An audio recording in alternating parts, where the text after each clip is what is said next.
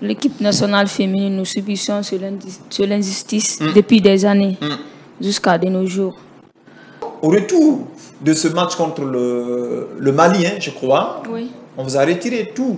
Oui, on nous a tout retiré. Les maillots. Les maillots, les sacs. C'est à l'aéroport, on nous habille, c'est là-bas, on nous déshabille. Vous avez été abandonné à l'aéroport. L'équipe nationale féminine, nous subissons sur l'injustice depuis des années, jusqu'à de nos jours.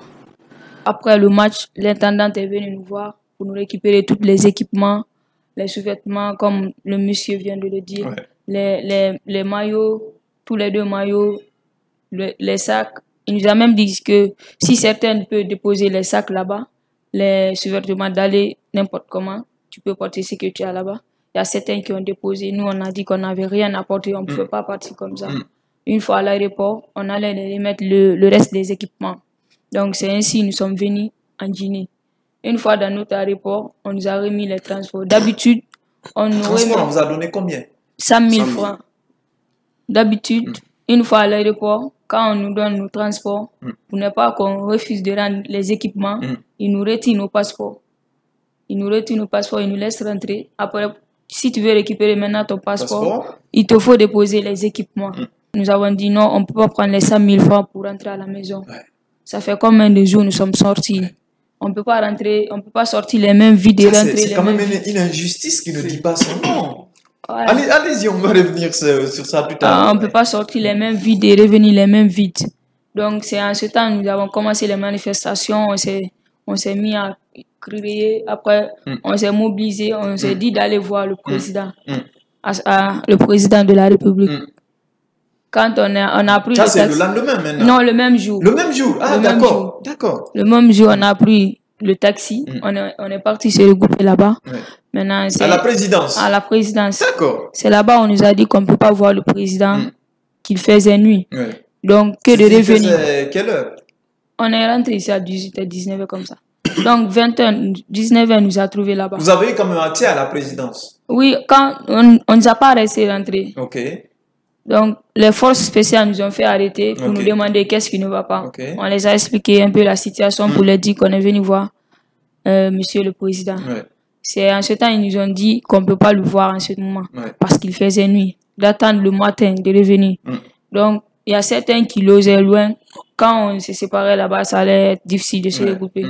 On s'est dit de ne pas rentrer, de passer la nuit là-bas. Pour qu'on puisse voir monsieur le président. Parce que vous vous sentez un peu plus en sécurité avec... on parle de la présidence quand même. D'accord, allez-y. On s'est mis quelque part là-bas, on a passé la nuit. Le lendemain... Vous avez passé la nuit là-bas, à la présidence? Oui. D'accord. On a passé la nuit là-bas. Nous ne sommes pas rentrés à la maison. Maintenant, à 4 heures, on a essayé de rentrer. Les forces spéciales nous ont encore arrêtés pour nous demander pourquoi vous êtes là. On les a encore expliqué. Ils nous ont dit d'attendre. C'est en ce temps on a cherché le numéro des journalistes pour venir nous rejoindre, pour pouvoir nous aider parce qu'on était toutes seules. Nous n'avons pas d'encadrement avec nous. Nous sommes restés jusqu'à... le ministre a envoyé son... Le ministre des Sports? Oui. Il a envoyé 2 de ses travailleurs qui sont venus nous voir pour nous dire d'aller au ministère. On les a dit non, on ne peut pas aller là-bas.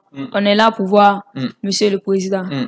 Comme nous avons insisté, ils ont encore envoyé le conseiller du Premier ministre qui est venu nous voir. Lui, il nous a fait comprendre de le suivre dans son bureau. D'accord. Nous étions que 7 personnes n'a qu'à le suivre dans son bureau. Donc, nous sommes partis au nombre de 7 dans son bureau. On lui a expliqué la situation. Il a eu pitié de nous. Il s'est même mis à pleurer là-bas pour nous. Donc, il a appelé sur le coup le ministre des Sports pour lui expliquer le cas. Après ça, il nous a encore envoyé là-bas d'aller voir le ministre. Le ministre Béa? Béa Diallo. Donc, nous sommes partis voir le ministre. On lui a encore expliqué la situation. Donc, c'est en ce temps, il nous a dit que, parce que c'était un jeudi, il y avait une réunion à la présidence. Donc, il nous a laissé là-bas. Quand on a fini de l'expliquer le problème, il nous a dit qu'il va remonter l'information et qu'ils vont nous rappeler. Ils nous ont remis le transport, on est rentré à la maison. Vous étiez parti à la présidence pour manifester. Est-ce que c'est pour avoir les primes de match ou les primes de convocation ou je sais pas quoi? Pourquoi? C'était pour avoir les primes de match parce qu'on n'en avait jamais eu depuis qu'on a commencé à jouer.